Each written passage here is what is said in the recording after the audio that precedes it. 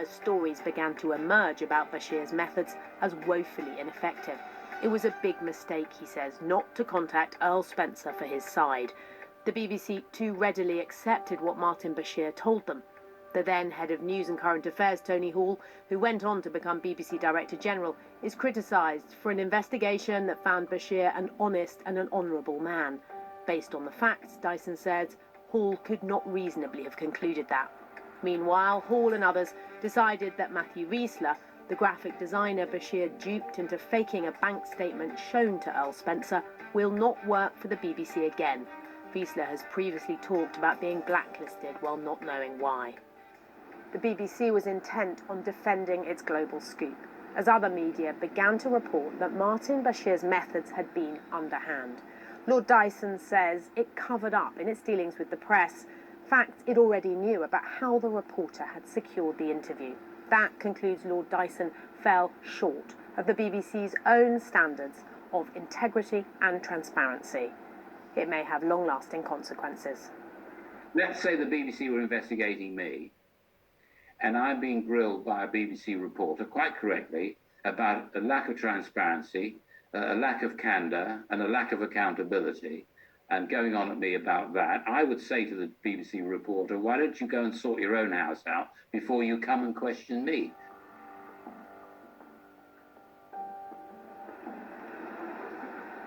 It's taken 26 years for the BBC to acknowledge what happened. This is a dark day for the BBC, looking at this episode from the 1990s. But as we stand today, I am confident that we have very good process in the BBC, and we have a culture in which truthful journalism prospers. Lord Dyson's report makes clear his terms of reference didn't include whether there was a culture at the BBC of hostility to whistleblowers. What we do know, though, is that at the time, Panorama staff who spoke out were judged leakers, and the plan was to remove persistent troublemakers from the programme. They were deemed jealous rivals running a smear campaign. So could it happen again? What Tim Davies should look at is whether there needs to be a new procedure for whistleblowers and people that come forward with serious allegations about the BBC itself, and whether that should be investigated by an independent body, not by line managers within the BBC. You had to maintain the BBC's reputation, the trust audience's place in it, is under assault tonight. An interview that won a BAFTA for its brilliance, now proven to have been achieved on the back of a web of elaborate lies. Katie Raza, well, in a statement, Martin Bashir said, I apologise then and I do so again now over the fact that I asked for bank statements to be mocked up. It was a stupid thing to do and it was an action I deeply regret. But I absolutely stand by the evidence I gave a quarter of a century ago and again more recently. Lord Hall said I was wrong to give Martin Bashir the benefit of the doubt, basing that judgment as I did on what appeared to be deep remorse on his part. Throughout my 35-year career at the BBC, I've always acted in ways I believe were fair, impartial, with the public interest front and centre. While Lord Dyson does not criticise my integrity, I'm sorry that our investigation failed to meet the standards that were required. Well, we did ask the BBC to join us, but nobody was available. However, joined by the former Panorama producer, Mark Killick, by Dorothy Byrne, a former head of news at Channel 4, by Sally Bedell-Smith, who wrote a biography of Princess Diana, and by the former Culture Minister, Lord Ed Vaizey. Good evening to all of you. First of all, Mark Killick, does the force of what Prince William has said means that it's definitely not over for the BBC? Well, I certainly don't think it is over for the BBC. I mean, let's acknowledge first Lord Dyson's report is very powerful. You know, it clearly says that Martin Bashir was a dishonest reporter, and not just one set of bank statements, but two sets of bank statements and many, many lies. So apologising for one thing is not enough. But it also says that the BBC's investigation in '96 was incompetent, very clearly. It shows the BBC ran a smear campaign directed against its own employees, that it covered up. And perhaps most interesting of all, Dyson leaves hanging who authorised the smear campaign and the cover-up, but does say it had to be senior management. Well, it doesn't say a cover-up specifically. Those words are not being used. It does say a cover-up, in fact. Well, I'm going to come on to what happened to you and your own role as a whistleblower in a moment. I want to bring Dorothy Byrne in here. The statement, Prince William's statement, is of unprecedented strength. These words, She was failed not just by a rogue reporter, but by leaders at the BBC who looked the other way. What do you make of that, Dorothy Brown? Well, I think it's absolutely scandalous that it's taken the BBC more than 25 years to admit something that happened, which we all knew during those more than 25 years. It has been public knowledge for more than a quarter of a century that there was fakery in the obtaining of that interview.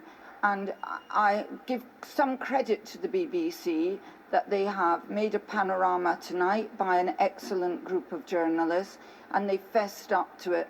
But they have to look at how it can be that they have failed to tell the truth for 25 years. Even back in 2007, when the journalist Andy Webb asked them for documentation under a Freedom of Information request, they claimed to have no documentation, and we know that is untrue.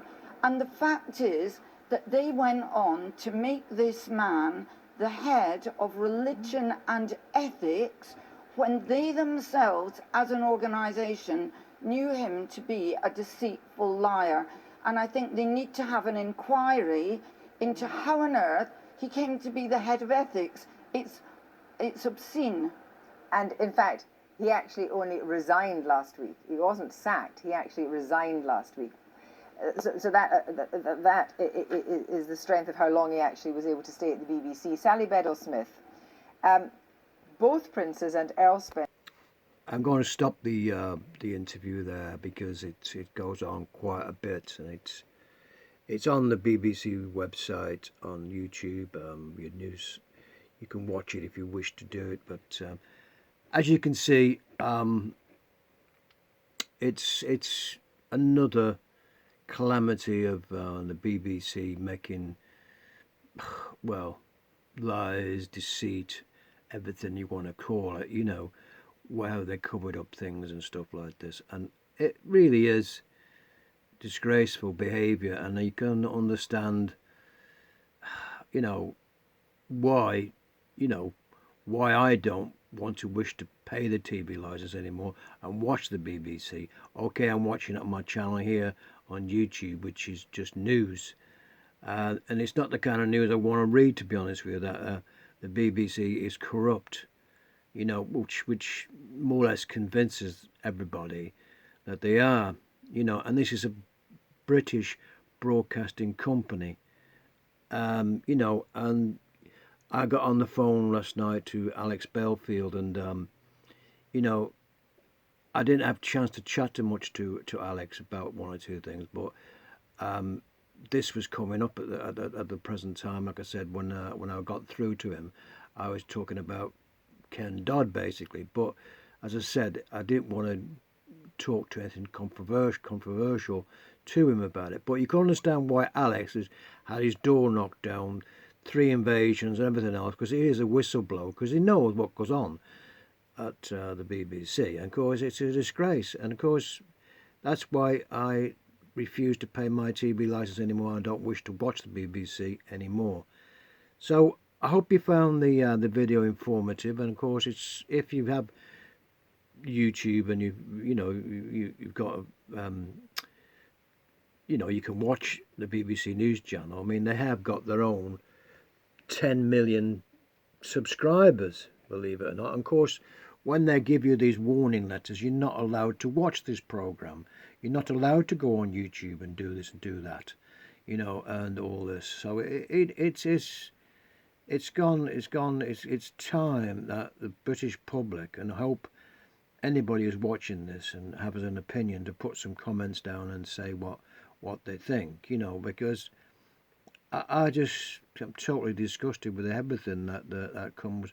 It's even worse than Savile, this, you know what I mean? I mean, Jimmy Savile was a pretty... They covered all that up as well. So it's another thing that the BBC have covered up. And, you know, okay, it's time to sort of say, right, let's sell this company, get rid of the British Broadcasting Company, sell it to somebody else, let them make professional programs in a better way and more entertaining, because I don't watch anymore. But if anything good comes about, it'll be on Netflix. And of course, you can be watching. You're watching history getting made as you tonight when you watch the Prince, the Prince, and the next King of England talking about the BBC and their corruption. It's history in front of your eyes. You know, it's history being made. So it's time they woke up as BBC. And of course, I looked at the program on Newsnight. I mean, they are investigating themselves, and it's a sad thing when a company has to make a program on Newsnight or Panorama, and they investigate themselves how corrupt they've been and try and make it look, better than what it is. These have been telling lies for 25 years, So you can understand how Alex feels when he gets his door caved in and gets harassment from people who want to close his channel down and stuff like this. So let's face it, you've got to support the guy, in every way you can. So I hope you do. And it'd be nice to see what you think about this channel. But, what I'm doing. I mean, I'm not breaking any laws as far as I know. It's just a sad thing to see. Really is. And it's time that the BBC was reformed. That's why I started this channel up. Anyway, I'm going to leave it there. I hope it was informative to you. Obviously, it's the full interview. Newsnight is on there. I'm not going to play the whole lot because it takes things to sink in and what happens. I mean, what happens next, we don't know. Is it all going to be covered up again and all being forgotten about and everything else? And BBC got a slap on the wrist and say that's that, But, we just saw the next King of England